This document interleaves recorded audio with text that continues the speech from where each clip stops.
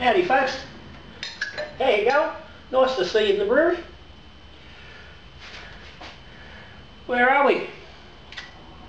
Tell ya, we're a couple of days from Christmas. The most joyous time of the year.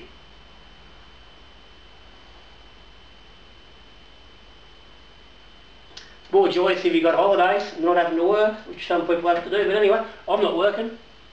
Finished yesterday. Off for 2 weeks or so. Good stuff. But, that means getting the final touches together today for all the things that need to go with us to the Christmas house. Got a couple of beers to bottle up for relatives, particularly the father-in-law who's requested a few bottles of home brew to enjoy on the break. He doesn't drink much beer anymore, but he still likes a couple of Little John's home brews at Christmas. So I dare not indulge him.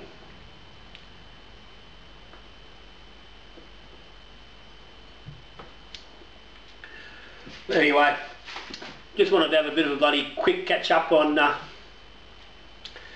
year that's been, and where we're going. It's been another year of experiments and trials and new things and different things and playing around with stuff. That's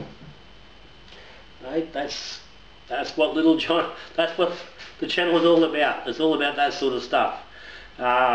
We've implemented this year some funky beers, some sour experiments, some keg aging, using first time for me using funky yeast with things like Brett and farmhouse type ales. Certainly the first time I've actually ever really aged anything, so that's interesting, and that's a couple of beers that after the new year are going to get packaged up and get onto the tasting of those. One's that the Jester King funky beer, and the summer Aussie Saison, the Lemon Myrtle and Salt Bush, which is also keg in the fridge, but there's also half a keg sitting there, or a small keg, which has had some Brett dropped on it as well. Just checking there's not a big spider about to fucking leap on me. had enough dramas with snakes. I don't need to stuff up spiders to start bloody coming at me as well. Yeah, so that's been interesting. That's something that's going to continue on. Sort of ventured a little more from all angles into that sort of funky side in the last sort of 12 months, where I'm sort of, I haven't steered away from it, but just haven't really ventured down that road. So that's going to come a little more into the new year. So that's going to be, well, I'm hoping it's going to be interesting. Other than that, the last 12 months I've tallied up, and we looked at around about 32 beers all up for the year, which included, I think, 11 extractor brews, which includes the one that's currently in the fridge, which is a hard seltzer, which the video has not dropped on yet. It won't for a while. The last batch for the year, extractor are 18. The video will drop in a few days' time. So it's still coming, but yeah, it's about 11. So around 21 different beers for the year, ranging from the Saisons through various IPAs and XPAs, a crankshaft clone, right through to Kevin Bristol's Fireball ginger beer, and all the potency that goes along with that brew. The Imperial Dessert Stout, the Crunchy Stout, which is going to continue in it will be visible into the new year as I continue to taste that, as it's really just starting to get into its groove at the moment. But at some point I've got to do something with that, because it's taking up valuable keg space, and I've got to decide whether I'm going to just keep drinking it or I'm going to bottle it. We will see. So stay tuned for that one.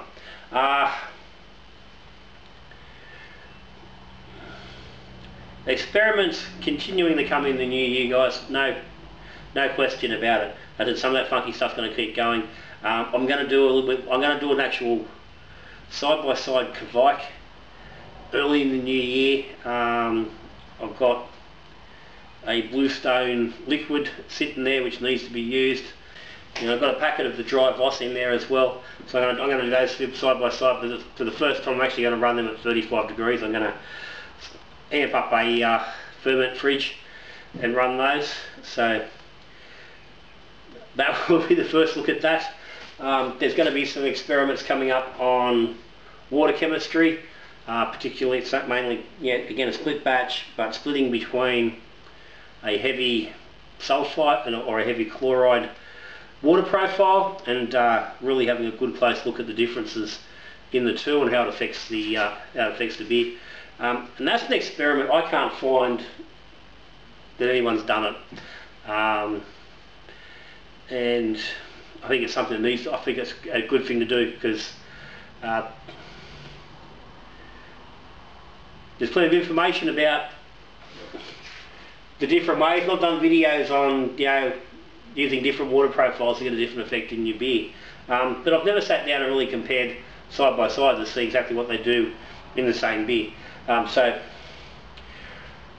that's going to be interesting for me, but I think it's going to provide a lot of good information just in general.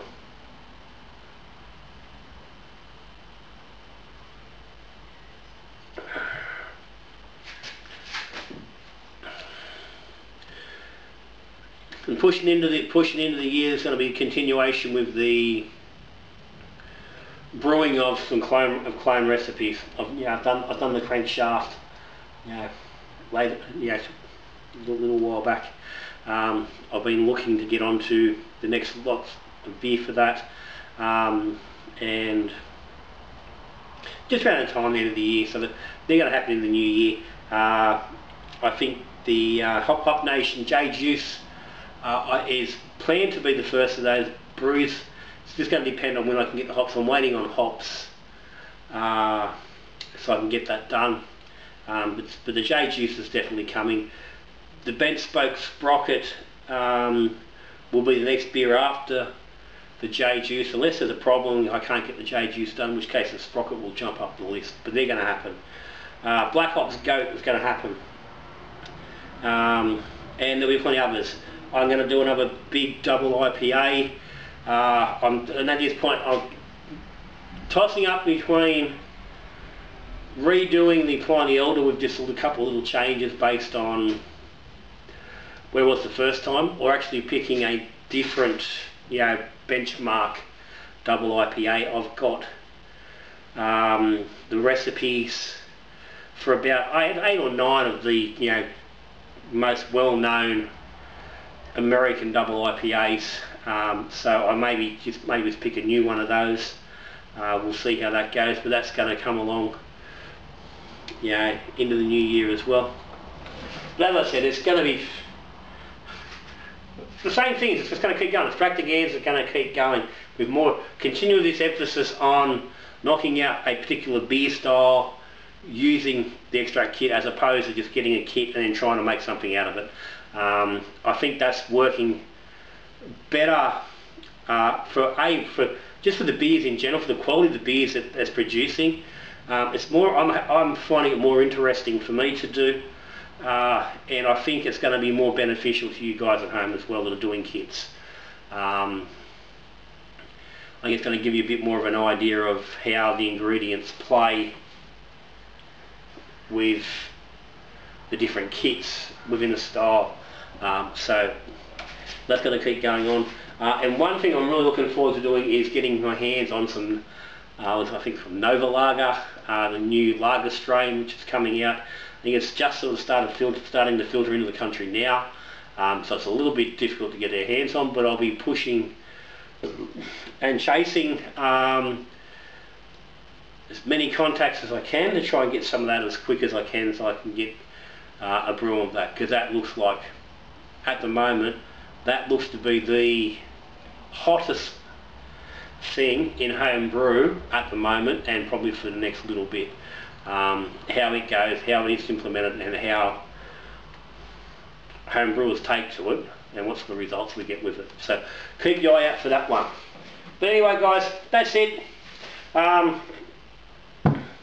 Main thing is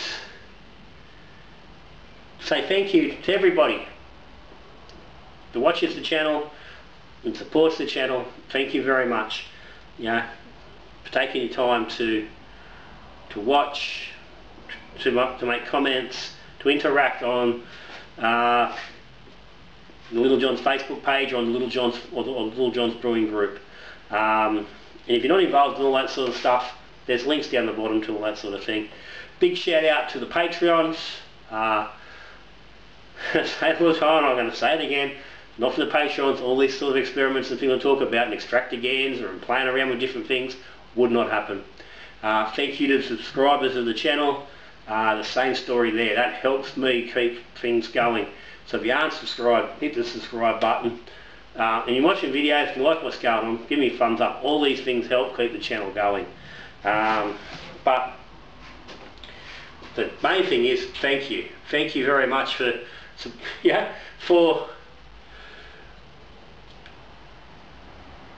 letting me do what I enjoy doing, and allowing me to help you make better beer. Having guys come back and saying they're making better beer than they've ever made before, or they've just made improvements. They're getting a better understanding of what it is they're doing. All these things. This is why I take this camera out and I record stuff and tell you what's going on. Help make better beer. At the end of the day, hey, if we're going to make it, we might as well make the best we can. But for right now, Christmas, cheers everybody. If you're travelling at Christmas, do it safely. Keep calm on the roads. That's cliche, but don't be in a fucking hurry. It's not worth saving half an hour. The risk of bloody writing yourself off, or your family, or someone else's family. I'm out there on the roads. I want to fucking get where I'm going as well, as does everybody else. But that's it from me, Mrs. Little John, or Little John's crew. Thank you. Merry Christmas. Have a wonderful time. New Year. I'm back in the new year. A couple of videos going to drop between now and then. I've pre-recorded, so you don't go without me, because I know it's going to be stressful. So there's stuff there for you. But that's it. Happy Christmas. Merry New Year. I'll see you. Well, I'm going to see you on lots of videos. When we brew beer, we drink beer, we talk beer. Either way, Merry Christmas, Happy New Year, and good brewing.